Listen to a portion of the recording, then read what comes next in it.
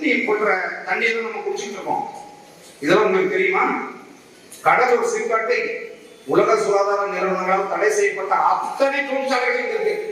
இந்த எம்பிக்கெல்லாம் போய் கை போய் காசு வாங்கிட்டு கையெழுத்து போட்டு மேல இருந்தெல்லாம் பண்ணி என் மக்களை முழுக்க நோயாளிகளாக மாத்திட்டாங்க. நிறைய கடமைகள் இருக்கு, அதை செய்வோம் நினைச்சிட்டு இருந்தேன். எனக்கு இப்படி ஒரு பாட்டாளி மக்கள் கட்சி இப்படி ஒரு விருப்பத்தை தெரிவிச்ச பிறகு இது சரியான கூட்டணி, இதுல நம்ம சாதிக்க முடியும். நிச்சயமாக மோடி ஆபத்து தான் அளப்படாது. மறுபடியும்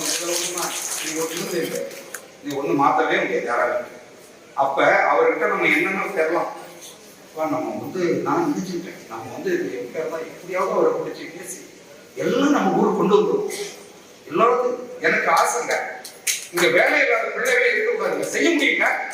ஒரு செலவை 3000 விற்க முடியுங்க. பக்கத்து கேரளாவில் போங்க, எங்க எவ்வளவு தூரம் ஐயப்பன் கோயிலுக்கு போறீங்களோ எல்லாம் முடியும். போய் வேற என்ன செய்யறோம் நம்ம பாருங்க. 3000 ரூபாய் 80 வகையான பொருட்களை மதிப்பீடு பொருள் பண்ணி ஆண்டுக்கு கிடமை இருக்கு. அந்த தொழிற்சாலை ஏன் அப்படி வரல? நீங்க நான் வியட்நாம் போய் பார்த்தேன், நானும் என்னென்ன செய்யணும்னு பார்த்தே இருக்குது. அதனால இனிமேல் அந்த நிலையை வரக்கூடாது.